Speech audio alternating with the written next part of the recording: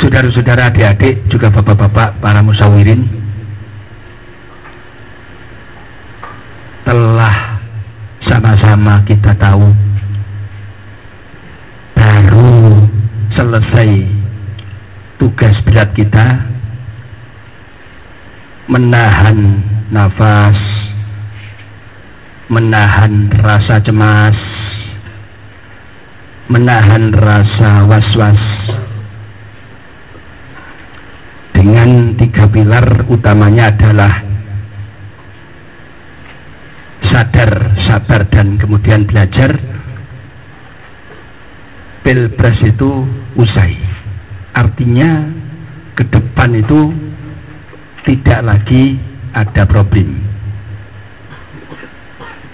Jadi ke depan mafis muskil, karena yang namanya perkara-perkara yang takul, perkara-perkara yang berat sudah kita lewati. Jangan sampai kita kehilangan akal satu, kemudian yang lain jangan sampai kita kehilangan akal yang sangat penting sekali dan sehat. Yang ketiga, jangan sampai kehilangan pikiran yang sehat.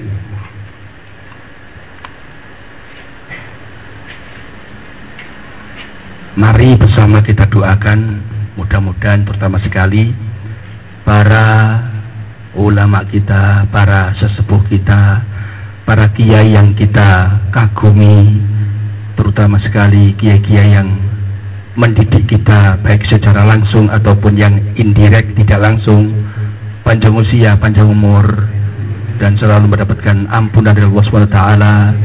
Dan terakhir sekali ya fi kana fihi ta'ala azza wa jalla, amin ya rabbal alamin. Karena bagaimanapun kita bangsa Indonesia secara umum itu sedang mengalami sebuah perkara yang meskipun secara religius tidak sangat penting sekali, tetapi secara khusus memiliki tugas yang tidak enteng dengan harus memilih satu di antara calon-calon yang ada ini yang terbaik untuk kemudian kita jadikan pemimpin kita bangsa Indonesia. Dan itu sudah selesai, tidak ada masalah lagi, tidak ada masalah lagi, tidak ada masalah lagi. Kemudian saki-bakinya, ya, saki-baki artinya sesuatu yang tersisa dari perkara-perkara kecil ini yang perlu kita benar-benar bersihkan lagi supaya yang pertama kita khalas daripada qadarot, khalas daripada hal-hal yang berbau adawat, husumat, dan lain sebagainya. Karena sekali lagi ala kulli hal yang namanya ukhuwah, baik ukhuwah secara kekeluargaan, ukhuwah secara diniyah, ya, diniyah itu ternyata jauh lebih utama daripada hal-hal sepele yang hanya bersifat teknis saja, teknis saja, teknis saja. Janganlah sekali-kali perkara yang tidak penting ini, perkara yang tidak terlalu dahsyat ini kemudian menjadi awal daripada sebuah kehancuran kita. Tidak, sama sekali. Tetapi ini justru menjadikan kita lebih akrab lagi dan lebih baik lagi ke depan. Adik-adik saya di kelas 3 yang menghadapi sekali lagi pelajaran menantangnya nanti di kelas 4 Tsanawi, mohon kiranya adik-adik ini bisa menyadari bahwa apa yang pernah kita lalui dengan kita menghafaz alfiyah. Saya cuma terok-terok, menghafaz itu apa sih sebenarnya? Ini salah kaprah ya. Jadi yang benar kan menghafal. Menghafaz itu ini aksen bainal arbi dan Indonesia. Ngapalke sitoke ngafatke. Jadi terus enek imalae jadi ini hafaz. Saudara pasti sering mendengar istilah menghafaz Al-Quran. Itu bahasa-bahasa orang elit. Dan terutama sekali orang-orang yang elitis. Elitis itu terlalu elit maksudnya. Jadi elitis. Menghafaz.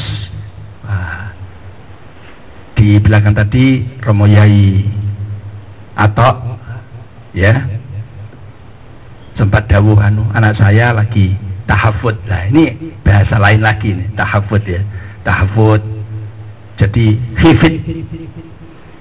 hifid hafidho yahfadu hifdon Pak hifid atau tahfidul Quran jadi hafadho yuhafid tahfidon atau tahafadho tahafidul Quran.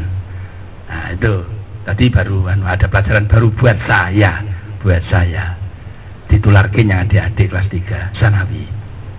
Jadi nanti kelas 4 kalian jangan pernah sama sekali berhenti untuk tidak belajar. Karena apa?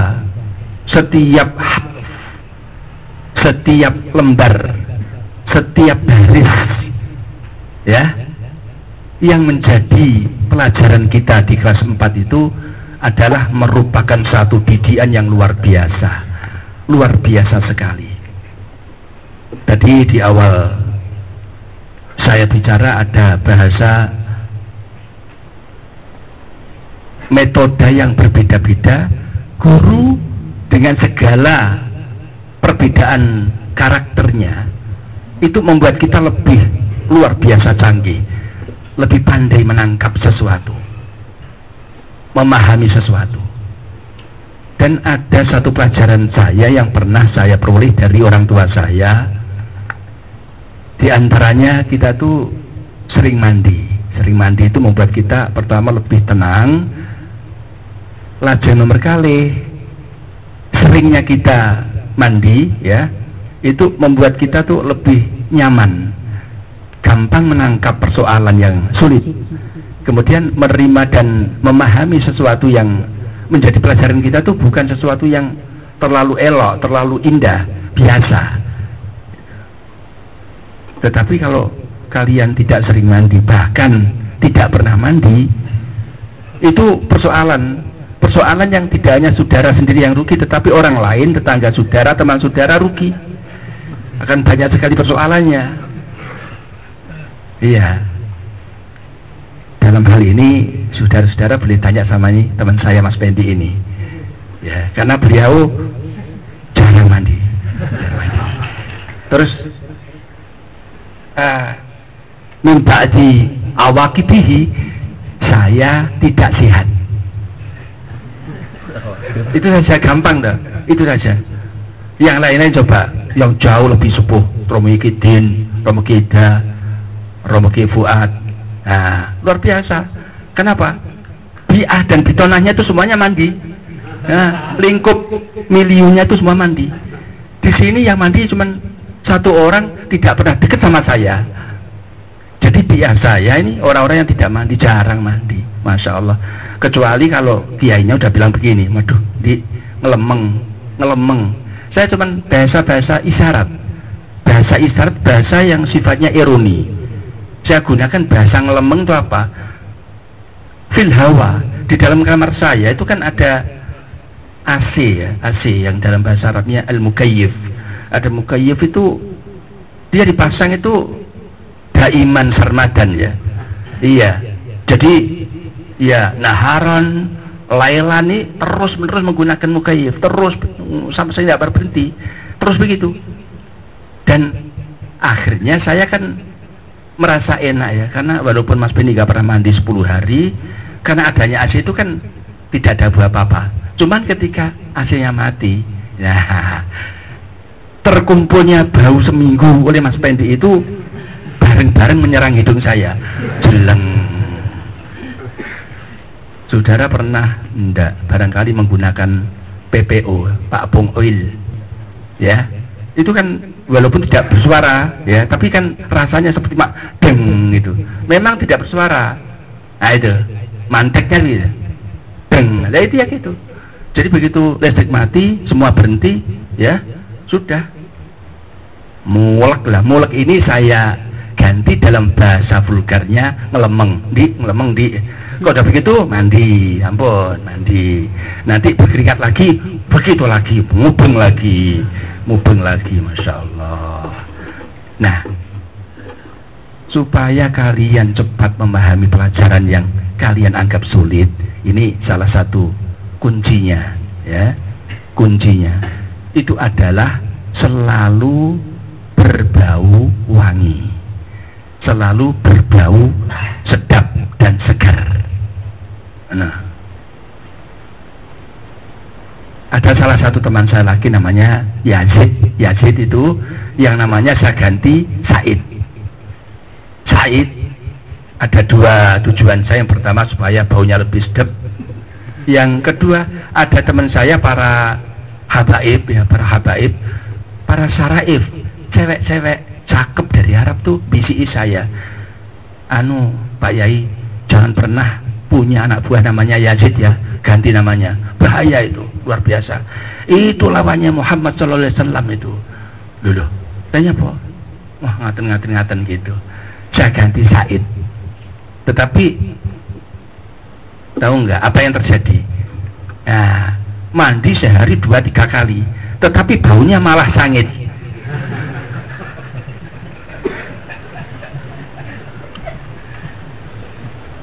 Malah sangit. Tapi meskipun sangit, wong sing ganti aku, jadi aku ya terus ndiai. Minta saya beten bau badan. Iya, enak.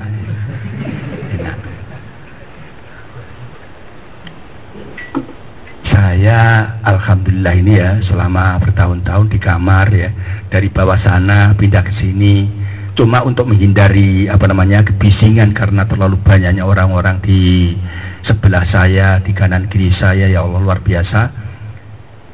Saya mendapati diri saya itu lebih sakinah bersama teman-teman yang jumlahnya sangat mahdud, dari mulai hanya Mas Fendi sampai beberapa teman yang bersifat sangat khos ya, walaupun bukan kiai. Kan sekarang ada istilah kiai khos ya, itu khos tapi walaupun bukan kiai.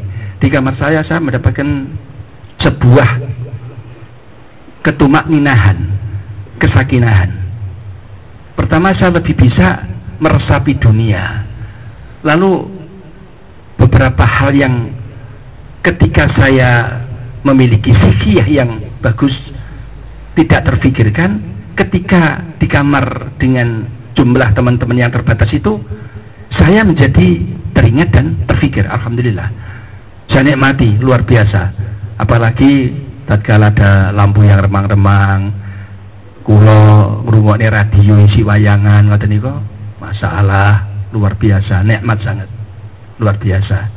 Jadi khalwat itu kadang-kadang membawa kita ke arah yang tidak sekedar kita bisa melamun hal-hal yang tidak tampak oleh mata, tetapi kita juga bisa mengembangkan akal pikiran kita itu ke arah hal-hal yang penting yang tidak bisa dibicarakan dengan teman-teman kita secara mukallamah, ya, secara mukallamah.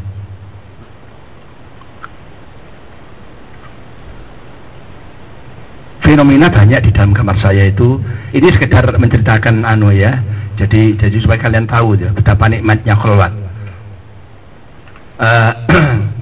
Dulu saya ketika masih muda sering mengantar kakak saya almarhum mendiang ya, ke surau-surau, ke langgar-langgar masjid-masjid di Stonogedong, di Cirebon, di mana gitu ya, sering di Tulungagung, di Blitar, di Malang, di Jombang, sering bermalam di Zawaya sering kita datangi itu.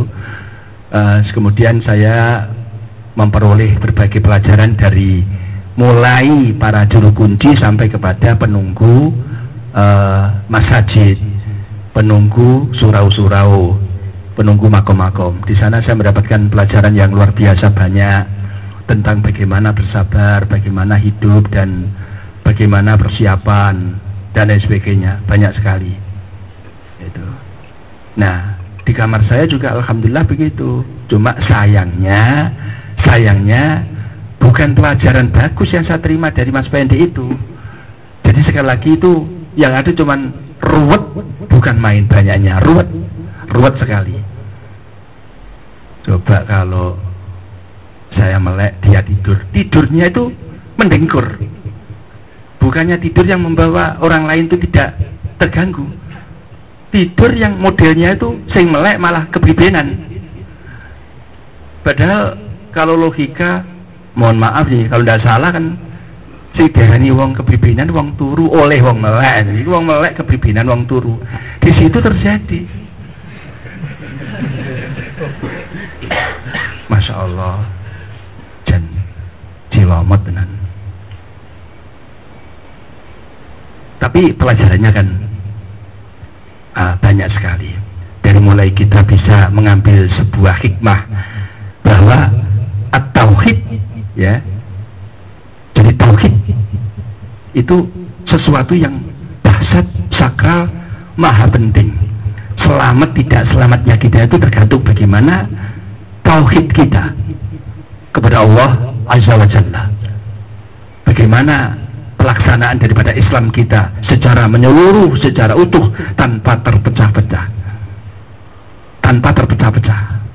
Kemudian bagaimana cara kita merangkai keimanan itu sehingga itu merupakan sebuah kerangka atau bingkai dasar menjadi frame kehidupan kita. Bukan sekedar kembang atau bunga-bunga yang kita pasang di celah-celah baju kita, di sela-sela badan kita, tidak. Tetapi iman dan Islam merupakan dua serangkai penting yang perlu selalu menjadi hiasan kita,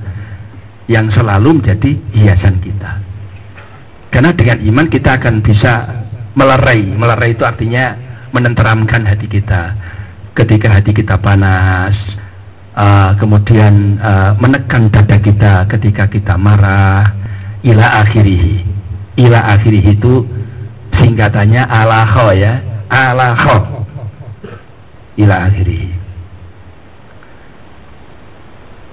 Dari mulai kita iman kepada Allah Azza wa Jalla, iman kepada kutubillahi ta'ala, iman kepada Rasulillahi ta'ala, iman kepada malak, iman kepada yaumil akhir, dan iman terakhir ini yang terpenting menurut saya, oleh karena saya di sana sering mendapatkan zallah atau khati'ah, yaitu qada dan qadar. Qada qadar itu khairihi wa syarrihi, ya, wa syarrihi. Kerukunan itu mesti kita tampakkan di antara kelas 3A, kelas 3B, kelas 3C ila akhirih, sesama sanawiyahnya mesti ada semacam komunikasi, ya.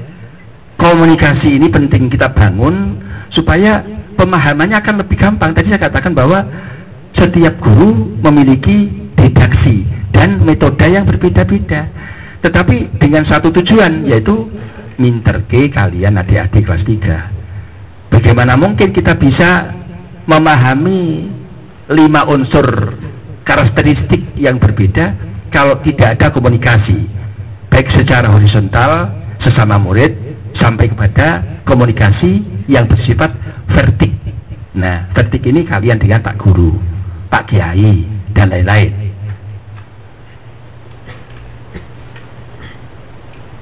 Terus dasarnya itu adalah bagaimana ya Allah, ya Rabb, kita itu dijauhkan daripada perbuatan-perbuatan nista, perbuatan hina.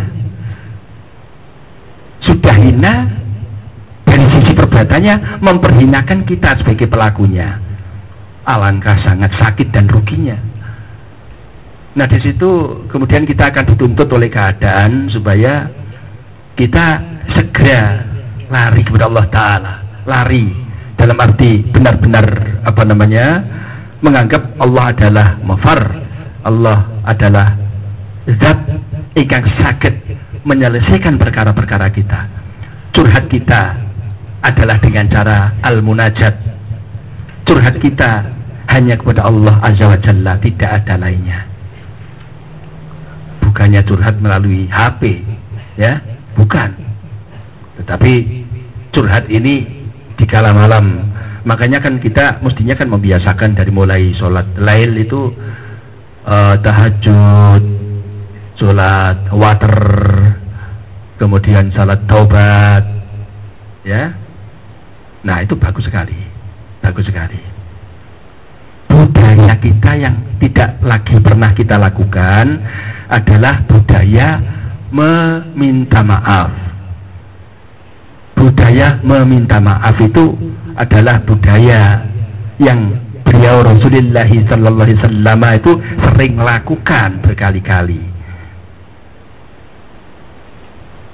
Demikian juga kebudayaan mengucap terima kasih terhadap siapapun, lebih-lebih terhadap pemberi. Apakah ia memberi kepada kita itu finansial maksudnya, ataupun mereka memberi kepada kita itu sebuah kontribusi apa saja, maka kita kan dituntut, ya, secara otomatis untuk selalu belajar mengucapkan terima kasih. Terima kasih pemberiannya, ya Allah, askuruk ya Allah, askuruk ya Allah, naskuruk ya Allah, begitu seterusnya. Kalau dua kebudayaan dan dua kebiasaan kita jadikan budaya dan kehidupan kita jadikan nafas kita sehari-hari, maka benar-benar tidak ada masalah. Sudah yakin, la iskal. Ucapkan terima kasih sehari, katakan paling sedikit 3 kali. Ucapkan minta maaf terhadap siapapun 3 kali sehari. Lama-lama itu menjadi kehidupan kita, nafas kita. Saudara-saudara, terutama sekali bapak-bapak yang ada di tingkat musyawirin wahab, dan utama yang terakhir, ya, kita itu secara tidak langsung diberi tugas oleh pengajian kita, diberi tugas oleh kitab kita, tidak hanya sekedar memahami isinya, tidak sekedar mengamalkan isinya. Jadi bukan sekedar memahami, ya, ataupun bahkan sekedar mengamalkan. Coba. Ada sisi lain yang dituntut oleh kitab kita itu, supaya kitab tidak tinggal kitab, dan itu ironis itu.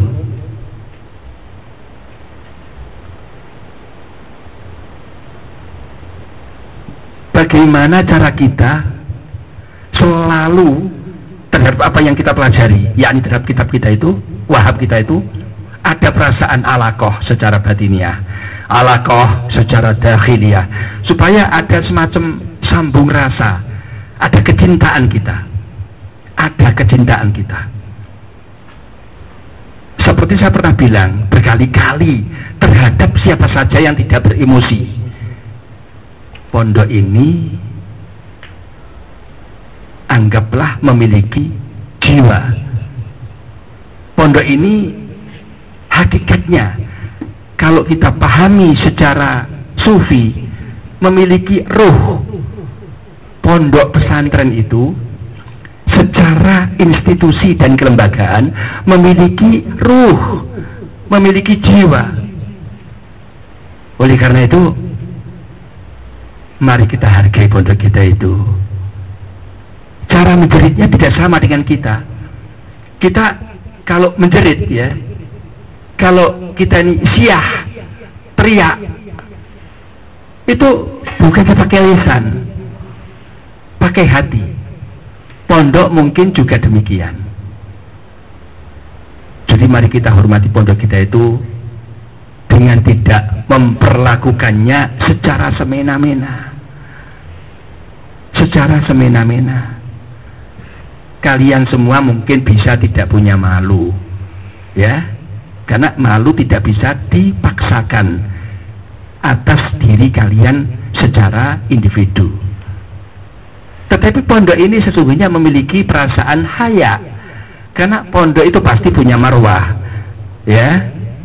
Setiap lembaga, setiap institusi apa saja, tidak usah institusi yang bersifat agama, ya, apapun namanya, badan hukum dan lain sebagainya, itu pasti punya marwah, punya muruah, punya kiwam, punya kimah, punya harga diri, ya.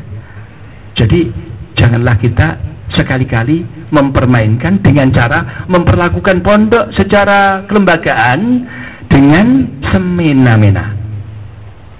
Dengan semena-mena. Masih beruntung kalian memiliki kiai-kiai yang luar biasa. Ada Romo Kiai Zainuddin Jazuli yang karismatik, alhamdulillah. Ada Romo Kiai Huda Jazuli yang luar biasa alimnya, alamahnya, wah luar biasa karismatiknya. Ada juga Romo Kiai Fuad Jazuli yang luar biasa istimewanya. Ada itu punya Badriyah yang juga alhamdulillah luar biasa. Dan semua itu masing-masing memiliki pondok, ya, memiliki ribat atau ma'had masing-masing dengan kekhasannya. Memiliki pondok. Kalau funduk itu hotel, funduk itu bahasa Arab, ya, hotel. Tetapi kalau pondok itu maknanya ribat masing-masing itu punya, ya, tentu dengan kekhasannya masing-masing, dengan niat tidak berbeda. Semuanya memiliki niat yang sama. Kerangkanya, framenya, bingkainya adalah semata-mata i'la'i kalimatillahi wahdah, tidak ada lain.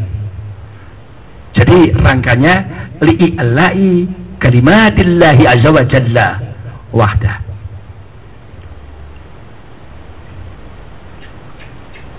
Saya sudah berkali-kali, jauh sebelum terjadinya perkara-perkara kecil yang bersifat teknikal, supaya pondok-pondok ini secara kelembagaan jangan pernah ada macam-macam. Dan apalagi ternyata terakhir ini, Masya Allah luar biasa, ya. Makanya ini merupakan satu pelajaran buat kita. Nek coro zaman ibu kumbien, Mbah Nyai Jazuli, Mbah Nyai Rodiah itu, dadiyo kembang boreh. Kembang boreh itu tegese, ya, kita alami, tetapi jangan pernah kita ulangi. Itu supaya kita pahami. Ada pondok. Jadi ida udriko pondok itu maknahu adalah lembaganya, ya, lembaganya. Dipasang gambar-gambar, masya Allah. Menang sekalipun itu leceh.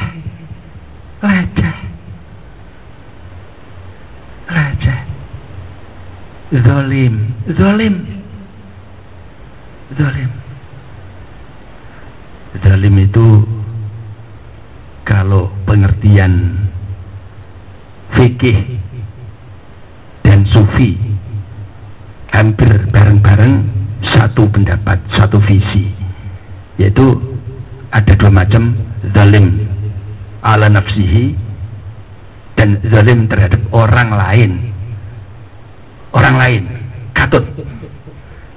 Tetapi kalau pondok tiga, nah, zalim yang YDW, zalim yang santri ini, zalim yang pondok ini, bisa seperti itu. Jadi ketika terjadi intikhabat ingkang barusan kita lalui, saya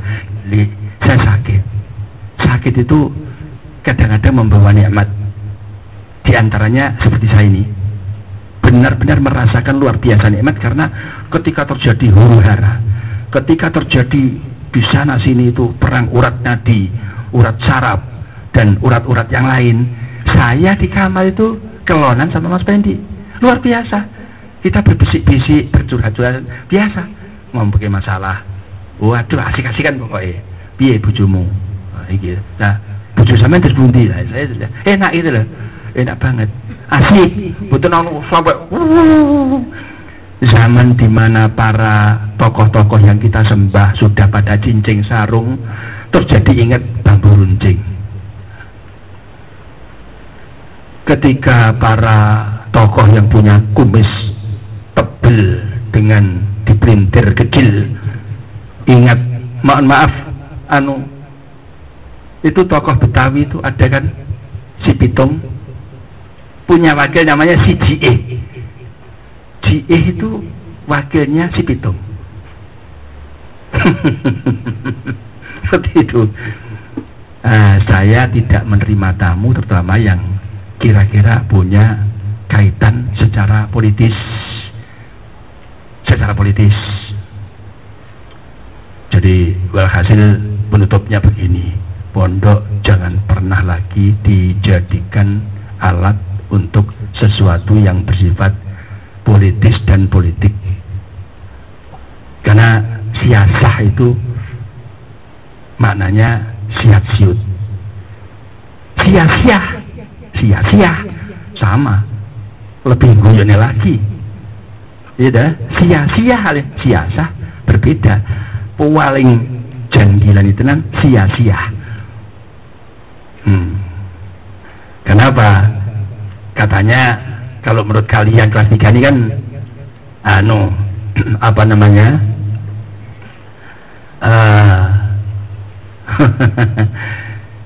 Ziyadatul mabna tadullu ala ziyadatil mana kan begitu. Sia-sia, sia-sia, ngeri sia-sia. Jadi jangan pernah berharap bahwa yang namanya saya tidak anti politik. Tetapi kebetulan ada seorang tokoh-tokoh di Jakarta datang kemari dengan dikawal berbagai mobil polisi masuk ke sini. Saya udah siapkan itu nanti beberapa pertanyaan saya. Dan kalian tidak usah ragu-ragu bahwa betapapun yang namanya kiai itu pastilah punya ilmu. Tidak seperti yang kalian juga mungkin Pak Kiai itu nanti ketemu Pak Kiai ini geletak memangnya ngantuk apa? Tidak ngantuk, karena saya sering melihat latihannya sama Mas Bendi. Jaminan itu. Sejini Nogosari itu ada jaminan. Jaminan itu bisa Mas Bendi, bisa Mas Said, Sangit, bisa seperti itu. Tidak selalu Nogosari atau roti. Jadi begitu datang, Pak Kiai, saya adalah Sekretaris Jenderal Demokrat, nama saya Marzuki Ali. Oh, iya. Terus Pak Kiai pandangannya terhadap Demokrat bagaimana? Saya ya, dalam kapasitas saya ini ditanya seperti itu, betul Pak Kiai. Ya saya ngomong itu saenake.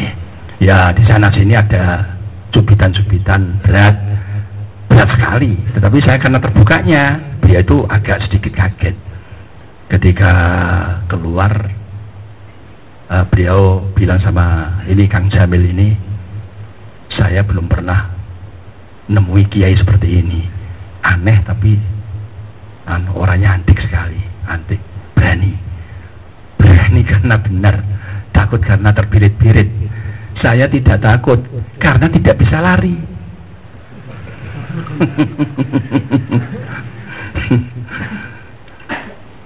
Kelas 3 di depan kalian ada tahapan terakhir ya. Jadi klasifikasinya itu ke depan kita dipapak oleh kelas 4 yang di dalamnya itu penuh dengan pelajaran sulit. Di antaranya ilmu-ilmu yang kalian belum pernah belajar. Ada sedikit kesamaannya dengan kelas 3, tetapi ya paling dari sisi alatnya. Tetapi metodologinya berbeda-beda, jauh lebih sulit. Itu makulat masih dipakai, masih lah ya. Masih. Makulat kelas 3 apa kelas 4? Kawan. Tadi ki. Mantek. Mantek. Saya kalau udah dengar mantek itu pertama cilik neng hati. Mana ada orang pinter mantek? Lo mantek itu begitu terasa pinter hilang ya ilmunya. Mana ada mantek? Manten banyak, mantek edan piye. Kawan-kawan di Musyawirin, mohon maaf saya juga memberikan tekanan kepada panjenengan karena rata-rata umurnya panjenengan namun kuatah rata-rata. Dek orang rabi gitu. Orang rabi mereka kadek penyakitnya Musyawirin Wahab sih tok. Ora muni lho ketok model iki ngelak. Ora muni. Sing diandani ya gara-gara taunya kelas 4 balaghah. Jadi gawe bahasa bukan lisan. Gawe ilmu bayan. Padahal bukan bayan yang diperlukan itu. Pengulu gitu. Moden kudune bayan.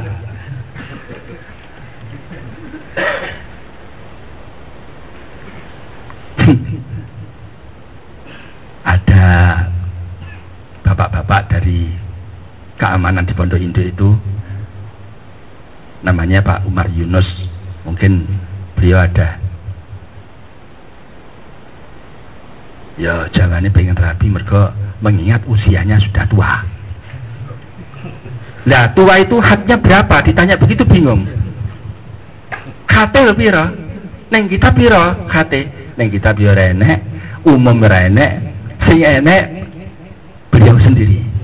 Anu yai, nek cara kula tuwek nu nggih selawe. Lek 30 menika sampun sebeh. Sebeh tegesipun sampun tuwek saestu. Tuwek, lek anu 35 sampun lembek. Wes. Ngaten niku. Jadi sekarang ada bahasa yang tidak pakai lisan, bukan bahasa isyarat, tapi bahasa itu bahasa yang bersifat insting. Komunikasi menggunakan intuisi, ya. Jadi model komunikasi itu sangat intuitif, sangat bersifat insting dan feeling. Angger nyeduki aku mesti brengose ora dicukur. Kaya-kaya disiapne sih. Dan padahal biasanya ketemu di syari di jalan besar itu saya lihat bersih orangnya. Tidak pernah, apalagi kumis helai pun tidak punya. Bareng sowan pirang-pirang wulan gak cedokno. Sojane kok tuwek-tuwek dalam badhe boyong yai. Anu sampun wajinipun bapak kula sakit anu padahal bapaknya sehat. Meger-meger. Bapaknya meger-meger. Sehat. Kula kedah anu nyuwun duka menawi kepareng nggih. Anu yai. Kula nyuwun calon piye? Calon anu garwa ning nggih anu yai ingkang ayu. Lah wong jaluk lah kok jaluk syarat. Wis njaluk ngemis ngekeki koyit. Mboten enten ngoten niku. Mboten enten. Sak roh lek wong ya njaluk sak paring-paring temu-temu niku. Ala kulihal wong ngemis niku tangane sing maju, ora lambene. Lah kok lambene nyuwara tangane ndelik. Barang dikek ayu tangane wara. Nah ini untuk kita merupakan satu pelajaran bahwa berikanlah kepada saya ukuran umur itu berapa. Jadi hadnya orang tua itu berapa. Saya pada etan nenek jadi Kang Manap itu umurnya sudah 45. Sampai sekarang belum menikah. Nah, jadi dieling aku, nap gurabi, insya Allah yai tahun ngajeng, samangkin sampun wonten pandangan, akhirnya gagal, sekarang kayaknya gagal nih. Kemudian insya Allah 20 tahun kemudian saya ketemu lagi dengan Pak Manap itu. Nap, assalamualaikum, waalaikumsalam. Si salam kula niku malahan. Soalnya mana pun ketok tuwek lah, kula dadi enek. Terus ra ketok aku, kami diketok manap. Assalamualaikum. Waalaikumsalam. Piye nap anu yai? Langsung menggunakan bahasa Indonesia lagi kula niku. Saya masih nador. Apa? Masih nador. Di mana? Di Banyuwangi dan Jember. Nador maksudnya piye? Nador pendapat apa nador ningali? Anu, ingkang kedua ningali. Kok ya ini? Niku saking ngalimi tiang. Saya bisa memberikan penjelasan kenapa saya katakan ngalim sekali. Tidak biasanya orang ngalim menggunakan bahasa nador untuk kata Indonesia melihat. Ngaten lho. Kudune dasar, nen? Itu yang paling fasih. Daripada nador, aku bingung. Kok nadir? Ya tuh dasar gitu.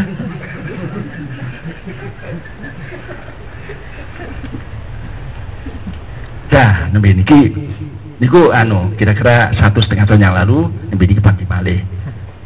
Kula nggih salam ya, assalamualaikum. Pagi malih. Piye Pak Manap? Yai, tasih kosong.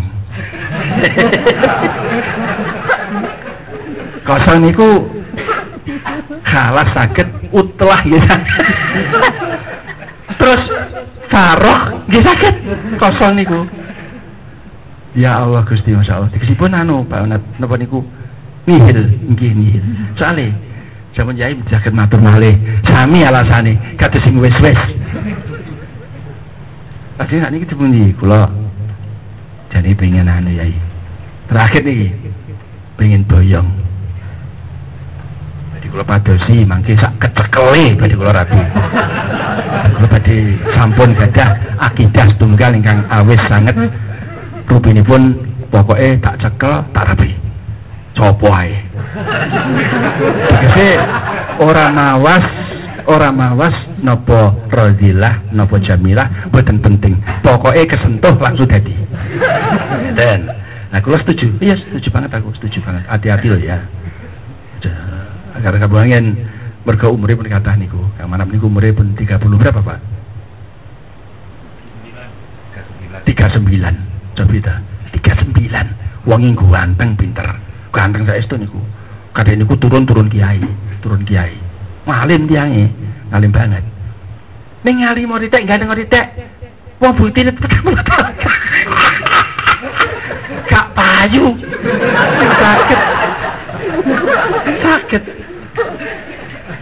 Sakit. Mulane aja jumawa, aja gemanteng.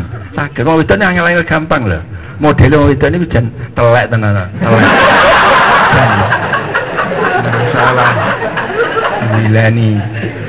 Modele di antarane niki fenomenal itu sesuatu yang tidak baik tapi menjadi budaya kita. Oh itu nih pondokno pamane kancane pamane iki nek bocah uno-uno teko si Badu atau si Said matalan datang kemudian melamar si Polanah matalan akhirnya gagal. Bocah kingko ngelamar kamar Sandi ya ditolak, ngelamar kancane ya ditolak, ngoten bolak-balik. Alasane kuwi mbiyen taruh kau yo gagal kae. Aku kok izin kancane ngoten modele. Budal. Pokoke jan telek tenan.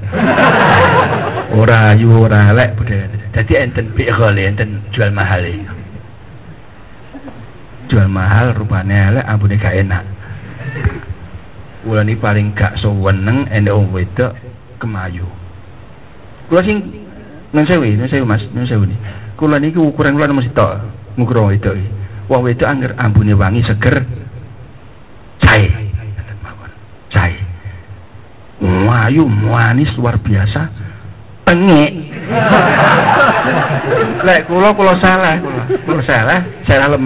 lemari sing elek ya ampun. Hati-hati golek bojo syukur pernah terjadi niki teng Blitar. Saya punya anak buah perempuan. Jadi anak buah ya. Kemudian ada juga anak buah laki-laki di pondok induk keamanan gian. Ini namanya tidak saya sebut, sama sekali nggak boleh disebut. Anak perempuan itu cantik sekali, molek, cantik luar biasa. Ya jamilah, ya hilwa, manis maksudnya. Dan itu selalu pakai jilbab, selalu pakai jilbab. Hati saya ada pertanyaan begini, kok selalu pakai jilbab, kenapa sih? Nah, terus saya suruh tanyakan sama teman-teman saya perempuan. Dia lihat, apa rambutnya botak, ya? Dibuka ternyata rambutnya luar biasa bagus. Tetapi kata teman saya bagus itu, kata teman saya tidak buka sendiri, dan akhirnya dipakai lagi. Terus saya berani mengatakan kepada teman saya itu, anak buah saya di Blitar yang menjadi keamanan di Pondok Induk, waduh, rambutnya ketel. Saya bilang begitu, terus baik anaknya luar biasa. Loh, ya itu sopi yang baiknya ketel. Wes jalan, jalan tenan. Kira-kira jarak 4 bulan hamil anak perempuan itu. Rene Dewi Cilanang dengan marah-marah. Ya apa? Yai, jenengan kok tega kali kula. Lah nyapa? Anu bathuke nentoe. Bathuke nentoe, tek toe sak lepek ambane. Kaget saya. Memang kebetulan saya tuh mau tanya, kok ditutupi aja bukan duit rambut piye? Punya Yai, ketel rambutnya. Lah, bahasa ketel ini ya saya sampaikan sama teman saya. Ternyata lah kok bathuke iki ireng. metu capek ya lho. Metu kapale. Wah. Nah, itu makanya kan sekarang ini ada himbauan saya bagi bapak-bapak yang sudah agak sepuh ya. Ini sepuh ya. Sepuh itu dikse nyelot disusap nyelot apoh. Jadi bapak-bapak ini memang ya sudah waktunya, sudah hampir sepe. Jangan cepat pulang. Mereka mulia ya rapayus tuh. Mending di sini di pondok ini mungkin banyak santriwati ya yang karmane wong sepuh. Nek desamu terang kene wong seneng wong sepuh, isi karo tangga-tanggane. Tem mriki tanggane kanca piyambak, santri piyambak. Ngoten lho. Jadi kanca-kanca sing wis karuan tuwek kaya Kang Manap, Pak Yunus, keamanan barang kuwi ya wis meneng ae. Mending karo wiridan ngubungi tasbih. Mbok menawa kene wong wedok ngelirik terus wah kok kusuk gelem. Lah upamane ngoten niku. Tenang. Hadapilah tugas-tugas kita.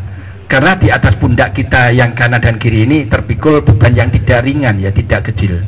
Yakni apa? Yakni tanggung jawab himil, tanggung jawab yang berat sekali untuk tidak sekedar memanjakan pondok kita dari segala arah sisi, walakin juga dari semua arah. Jadi bagaimana tanggung jawab ini bisa menjadi merata min kulli janib. Ya, itu.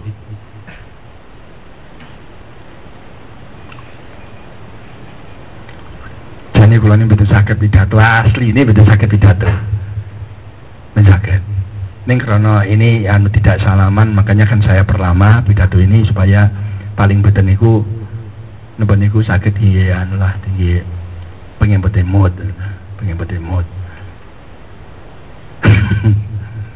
Ini tenan jelali ya bahwa puncak daripada harapan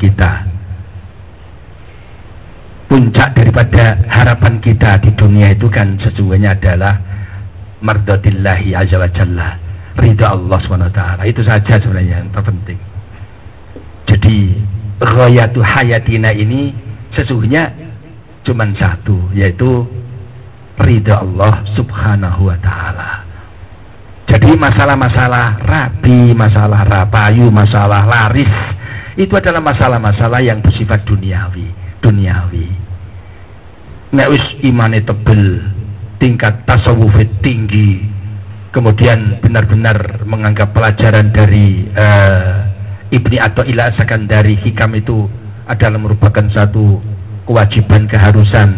keniscayaan. Saktenane ayu ora penting, manis gak penting, tuwek enak, seger, tuwek gak apa-apa,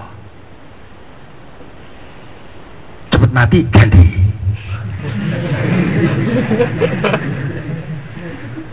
Golek bocah ora mati-mati, nyelot suwi nyelot wani, awake dhewe nyelot suwi nyelot loyo.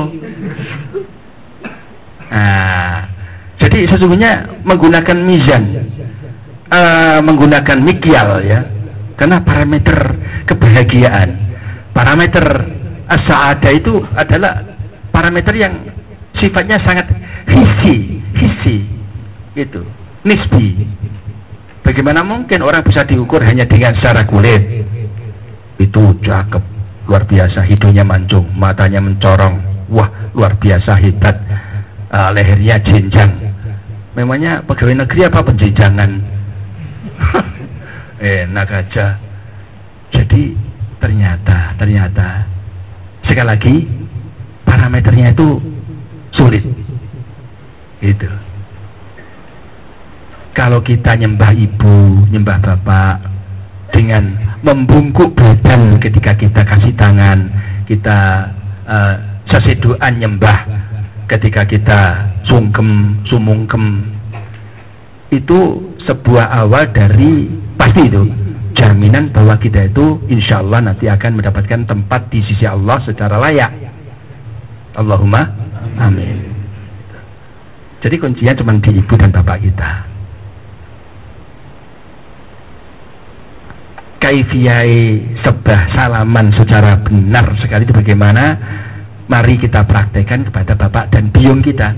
Karena dengan begitu itu akan menjadi nyawa kita, kehidupan kita sehari-hari. Dan itu adalah asal muasal kita itu selamat. Mudah-mudahan apapun yang telah disampaikan oleh Pak Yai Munib ini yang lemah bermanfaat kiranya buat kalian semuanya, Adika dan para musyawirin wahab. Kemudian ini yang menjelang hampir kira-kira sekitar 2 minggu lebih sedikit, kita menghadapi perkhidmatan yang tidak kecil besar, yaitu acara Hafrah Akhir Sanah untuk kelas 3 Sanawiyah. Disebut kelas 3 Sanawiyah yang hebat di pondok kita Al-Falah Induk bukanlah isapan jempol belaka, akan tetapi itu merupakan sebuah keniscayaan karena merupakan kebanggaan kita. Andalan kita cuman kelas 3 Sanawiyah. Mulane setiap tahun ada perhelatan yang dihelat oleh kalian melalui tangan-tangan ahli dari mulai Bunyai Badriah sampai kepada keluarga yang lain di pondok, begitu seterusnya. Hebat sekali, luar biasa. Nanti secara reguler digantikan adik-adik kalian yang sekarang masih duduk di kelas 2 dan akan menghadapi hafalan sulit, yaitu hafalan 1000 alfiyah itu ya, 1000 alfiyah itu. Tetapi dari dulu saya memang tidak pernah menempatkan hafalan itu pada syarat yang sangat penting sekali. Saya tahu itu merupakan satu kebiasaan, itu merupakan sebuah persyaratan yang tidak bisa ditawar-tawar lagi ya. Saya ngerti itu, tetapi memang saya secara pribadi tidak seberapa respect ya, karena memang hafalan itu saudara wong Qur'ane ora wajib kok ngapalne, nen. Quran aja nggak wajib, begitu. Lalu di dalam hafalah nanti itu kita harapkan di samping berjalan benar-benar lancar seperti harapan kita, hendaknya para dai dan mubalik yang kita undang ini benar-benar profesional dan proporsional ya dalam memberikan dakwah atau tablignya. Karena kita masih ada bau bau pemilu, ada bau pilpres dan sebagainya. Semohon bapak-bapak kiai yang kita datangkan dari tempat yang jauh, dan itu pun kita bayar menggunakan uang. Ya, tentu sebagai sebuah konsekuensi apabila para tamu undangan kiai penting ini mengikuti arahan-arahan kita, bahwa tidak ada yang lebih penting di dalam keluarga kita kecuali ittihadiyah. Jadi para kuyah ini wajib yattakhiduna fil wahdah, ya, yattakhiduna fil wahdah, wala yatafarraqun, wala yatakassarun, dan lain-lain sebagainya. Jangan sampai kita jatuh hanya perkara kecil yang membuat kita begitu. Saya kira itu saja yang saya bisa sampaikan kepada bapak-bapak dan adik-adik saya kelas 3 Sanawiyah.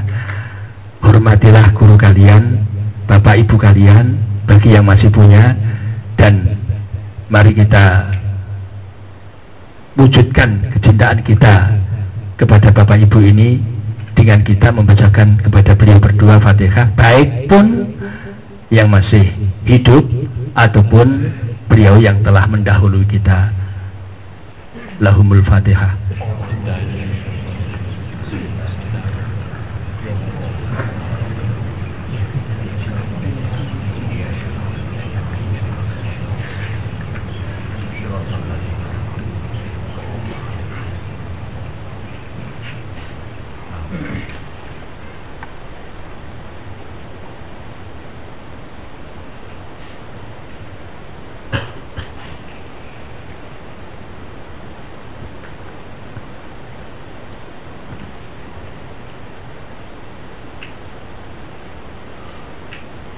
Juga